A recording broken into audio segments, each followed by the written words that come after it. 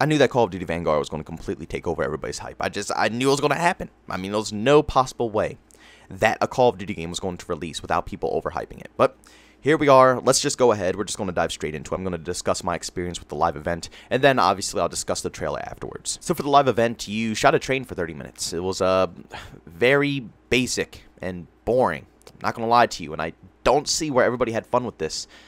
Maybe if you were playing with friends, but it truly wasn't that, insane of an experience. You literally followed the train with a car, or you just ran by the side of it. You had unlimited respawns. The train barely shot at you at all, and sometimes it would aim lock onto you, just beam you, but the majority of the time was just completely random who the train shot at, and you just shot rockets at it for the whole 30 minutes. It didn't take you anywhere, nothing, crazy or any events. No, like World War II soldiers were, hopping out of the train to come and try to engage with you.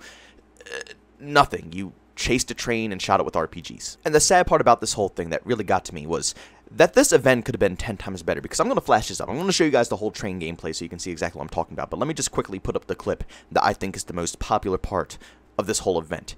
It's when all of the planes start coming overhead and start bombing the absolute crap out of you. That was epic. That was so cool, so amazing. The vibe, I felt the vibes, like the vibes from World War II that I wanted. I felt it through that. That is exactly, precisely how they should have begun the complete event. I don't know why they wasted 15-20 minutes of me chasing a train just to get to this one segment that's only going to last about 10-15 seconds. Like, literally, that's all this lasted. The best part of the whole event lasted like 15-20 seconds. When the train, the most boring thing of this whole thing, lasted 15-20 minutes, it just doesn't make any logical sense. It was so disappointing. It really let me down because I saw the potential they had to make this such a fire event, but they just put it in the wrong order. Or not even in the wrong order. They should have just never done a train. They should have just done a complete bombing of the map. They should have had us scavenging around, fighting off waves of actual World War II soldiers coming into the map. I don't know. It wouldn't make much sense on how they got there, but why is there a big-ass World War II train here? That doesn't make sense either, If they're going to go wild and not make things too realistic on, what time period people are coming into the game, then they should have done something more creative. This simply just wasn't really it for me. I know some other people enjoy chasing down the train, but like I said, shooting rockets at a train for 20 minutes, it didn't really thrive. Like I said, if it was waves of enemies, or if they threw something else at you to spice it up, maybe it would have been cooler, but there was nothing. Like, you shot a train. But enough with the event. Let's actually get to what we really want to talk about today, and that is Call of Duty Vanguard. The event is already, self-explanatory. You can just watch the gameplay and see how boring and basic it actually was. But the Vanguard trailer was interesting to say the least. Now, I'm not going to show any of the actual footage because for some strange reason, EA, Activision, all the big publishers always come from my videos when I use their public gameplay trailers. I don't know why, I can understand if it was leaked trailers and I use that in gameplay, I can understand why they come from me, but they all put these trailers officially on their YouTube channels, and then I start showing it on my channel, and then I get in trouble. So I'm just not going to bother with it. You guys are going to just continue to watch this boring event. I really do apologize, but if you guys want to check out the trailer, it is live and ready to go over on the Call of Duty channel. And also, if you guys want to catch anything, that's going on, if you want to chat with me about it personally after this video and stuff like that, I will be live streaming again today in about probably another hour after this video goes live. So if you guys want to chat with me, we're probably going to be playing some Call of Duty World War II, the first Sledgehammer World War II game, just to talk about it a little bit, discuss what's going on with Vanguard and everything like that. So if you guys want to tune in for any of that stuff, link to my Twitch channel is down in the description. But for me personally, the trailer for Call of Duty Vanguard was painfully average. And again, I understand we're not all going to share the same opinions, there's nothing we can do about that. Not everybody thinks the same in this world, but sadly it was painfully average. It wasn't bad and it wasn't anything amazing. It was just there, which is sad because when the Battlefield 2042 trailer dropped, I was full of excitement. I was loving every second of it. Same thing with Halo Infinite. When that trailer dropped, I'm not even a Halo fan. I never really ever play Halo games, so I don't know about the lore. I don't know anything about anything that's coming into the game that, all the very hardcore Halo fans know about, that they're excited about. But the game still got me pumped. So if that can get me pumped, you would think that a Call of Duty trailer, a game that I've been loving for my whole life since Call of Duty 2, you would think that a game like that would really get me excited, but it just simply didn't. I was really hoping that this is going to be a redemption round for their first World War II game because of how, politically correct it was and how they were trying to hide everything.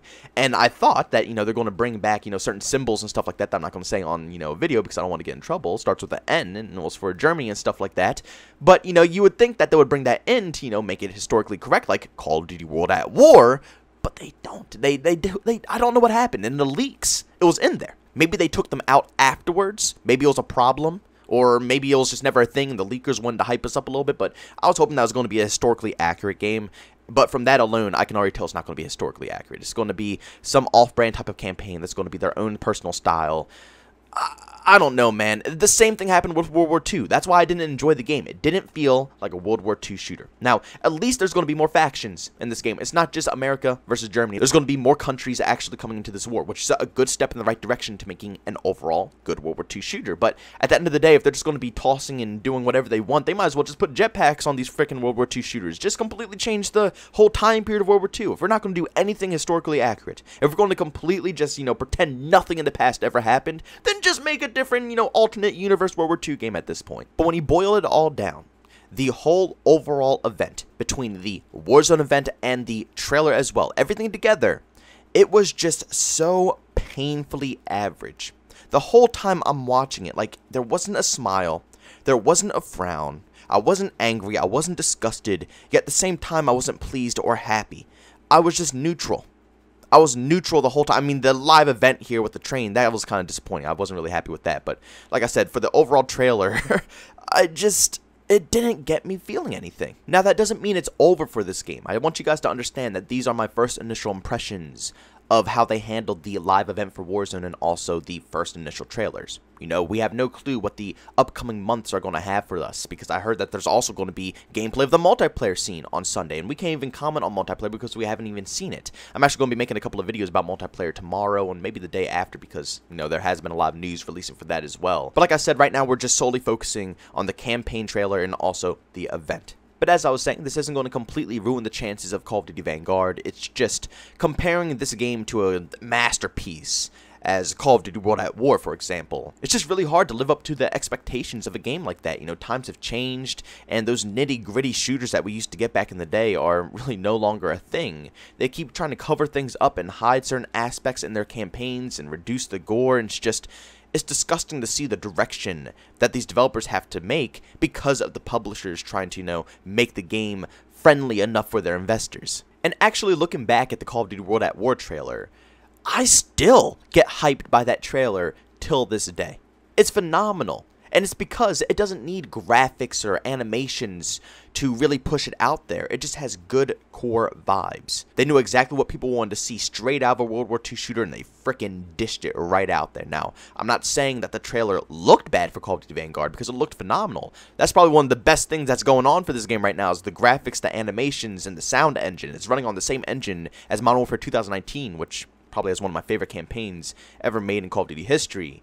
The engine is phenomenal. It's beautiful. So obviously that's going to save Sledgehammer's butt in the long run. But if they can't make a good core World War II campaign, nobody's going to be interested. I mean, shoot, World at War not only was a phenomenal World War II game, but it got people into the history of World War II. When a game can actually get an individual to go crack open some books or look stuff up on the internet and study into the history of this specific war, that's when you know the game accomplished its job. But I have a feeling that Call of Duty Vanguard is not going to accomplish that for anybody. It's just going to be one of those shooters like World War II was, where they do hit a few historical events, but at the end of the day, they don't nail it home for a lot of individuals to really sink that individual into the World War II theme. But those are my first initial impressions, guys. I don't know. It was just bland. Like, I'm not saying it's awful. I'm not saying it was really bad. I'm just saying it was boring. It was too basic for me. So, who knows? Maybe over the next couple of weeks, there will be more trailers. We'll maybe be able to see a little bit more in depth for the actual characters of the campaign, see how they are, see if they're interesting or anything like that. I don't know about multiplayer. I mean, we all know skill-based matchmaking is going to be present, so I don't know if I'm even going to bother getting excited for that. But like I said, on Sunday, I will be making a video, because Sunday there will be actual footage and gameplay of the multiplayer, so we're going to check that out then. But I don't know. At this moment in time, didn't hype me up, didn't give me any emotion. I'm still a lot more happy for Halo and Battlefield at this moment. I see a lot more innovation between those two titles, so I guess we'll find out with the next upcoming couple of weeks. But guys, thanks so much for tuning into this video. If you enjoyed it, make sure you leave a like. If you hate it, leave a dislike. Also, if you're brand new and you enjoy the content, don't forget to subscribe and hit that notification button. Also, if you want to chat with me, there's two ways to do so. I have a Twitter and a Discord. Both those links are down in the description. And also, if you want to catch me live streams of video games, I do it over on Twitch. Link to that is in the description as well. But guys, thanks so much for tuning in. See you all next one. Peace out.